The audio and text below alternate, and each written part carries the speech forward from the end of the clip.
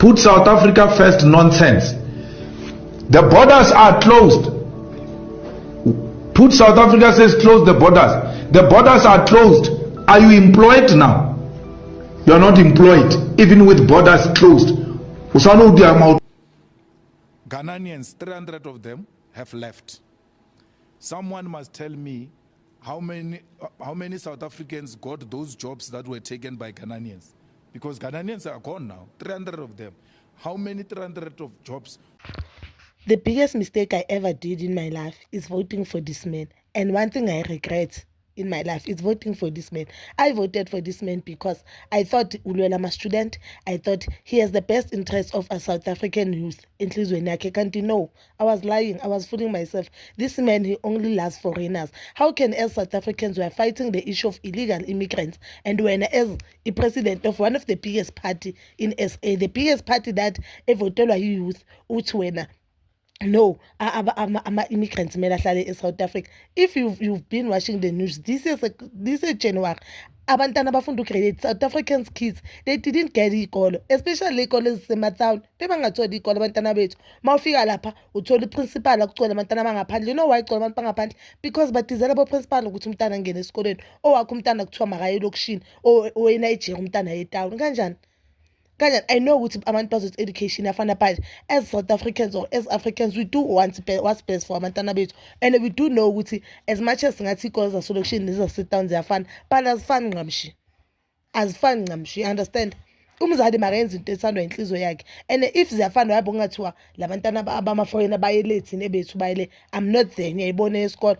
If uJulius Malema bekahlala elokishini ahlale Alexander le abantu bakhona bamvotela kanje, he'll understand the pain abantu base-Alexander. He'll understand ukuthi ayikho into ebuhlungu ukuthi ugcekezelwe endlini, ifike i-forensic ithatha i-DNA i-contain, but mabahambise lapho mababuya abayitholi ama-fingerprint walo muntu. You know why? Because lo muntu akekho registered, lo muntu ungene ekhantrini ngokungekho emthethweni. Ayikho into ebuhlungu ukuthi umntana adle ngulu, ukuthi umntana angurejiwe utholiwe everything, but abakwazi ukumthola lo muntu omrebile, not ukuthi abamazi, abakwazi ukumthola because lo muntu ungene eSouth Africa ngokungekho emthethweni. We understand? Kanti labantu ngabe bayahamba inkinga kaJulius one uthanda kakhulu manje uyi-influence uJulius akasi-politician, because if bangasi-influence bonke kahlala ku-media kanje. Ayikho i-president ephathi ekhuluma njengoJulius. uJulius each and every week uhlala kuthiwa uyakhuluma, une-meeting uyakhuluma each and every week, futhi ivikini ukhuluma kayi-2 or kayi-3.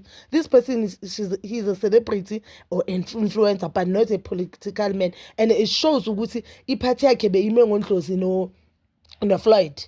We must say Floyd Udomu, Floyd, the move that he did, it was not the smartest. I for one, I did say it was not the smartest, and now there's evidence that it was not the smartest because but it shows and some of the things because but manje and a little arrogant about Julius Malema buzoyibuyisa leya party le. Mhlambe he has benefited a lot. Akasanandaba with EFF and akasanandaba nabantu abamvotele, because there's no way. Now uthi 300 Ghanaian people bahambile ikhona imisebenzi evulekile. Kuhambe laba that they are no longer benefiting anything in South Africa. Kuhambe laba mhlawumbe amabhizinisi wabo angasahambi kahle. And if ubonile la flights, mostly it was women. Apha amadoda abo, because labantu labaqala kufika amadoda abo kulandele bona. Apha amadoda asele South Africa senza into ezirong, and bomela bone ngale 300 leya athi yona 200 and something labantu bebalapha, they were illegal immigrants bezela ngokungekho emthethweni. Only few of them, less than 100 laba bebalapha ebeze ngendlela eright eSouth Africa. And uthi abantu baseGhana abala eSouth Africa bayi 300, he's fooling himself. Ngabe bekayi politician or ngabe bekawathanda abantu abamvotelayo ahamba door to door, he'll understand ukuthi each and every kasi there are more than mhlambe 1,000 Ghanaians. So uzongitshela ukuthi yena kulama town, if you go to Pantan, if you go to Joburg, our biggest towns, guys ukugcwele abantu lapha. And njengoba kuhambe laba bayi 300, funny enough ama-shop abo asavuliwe asa-operate to show ukuthi kuhambe laba abangasanamsebenzi eSouth Africa. Kuhambe laba vele abakhumbula ingane zabo. Khona omunye benginokuyenza inhloko athi ingane yakhe una more than 10 years angayibona. Kuhambe bona those who cannot afford the flight ukuthi bayibona ama-families wabo. This was the great opportunity ukuthi bona bahambe, not ukuthi Kuhambe laba abasathengisa lezi zinto abazithengisela ingane zethu. And the sad part guys about labantu laba abasithandi. And uJulius as the president yaseGhana advise you cannot love umntana ngaphandle ungathando wakho.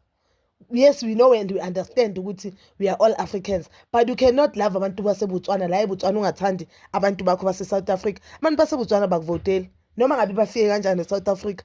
Those people they don't vote. We are the ones who voting for you. We are the one who fought ukuthi uhlale lapho parliament and get paid. You have energy to talk. You abantwana bakhambi ikole balekile abantwana bakho bakhashwa banemoto basuse endlini ebayisesikoleni because of amavote wethu. Ukhohliwe namhlanje sokukhuluma lomphambano okhulumayo. But guys, indaba kaJulius Malema nama-South Africans izohlangana ngoNovember makuvoto.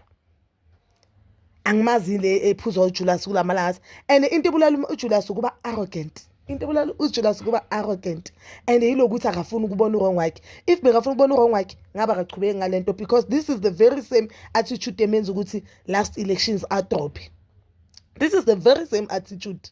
Emenza usi election last or drop uzitshela ukuthi uzoma ezwini like even though abona ukuthi even abanye ama fighters those abebe stand kuba amakhansela bayaphuma from the party because of indlela tshintshe ngayo. They are no longer on the same page. Vision yaba isafani but uzitshela ukuthi kuyogcina mina because I'm the president of this party. Uzitshele lokho. I'm so disappointed in Julius Malema. Futhi I'm not disappointed. I thank God ukuthi usivezile ukuthi ubani and I thank God ukuthi usiveze before abe president of this country kusho ngoba bekazoyibulala this country.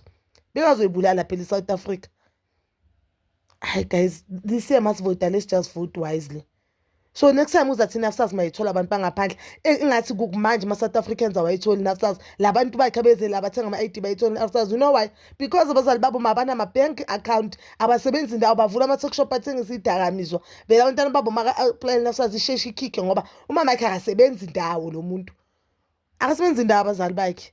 So I'm not disappointed. I just thank God ukuthi usivezile uJulius Malema ukuthi ubani and I'm glad ukuthi abantu abaningi sebambona ukuthi this man he's not a politician, he's just an influencer nje. That is my honest opinion. But bazalwa mzithu, you can comment down below your thoughts and please don't forget to like, subscribe, share and hit that notification button. Nginithanda ukuya nokubuya.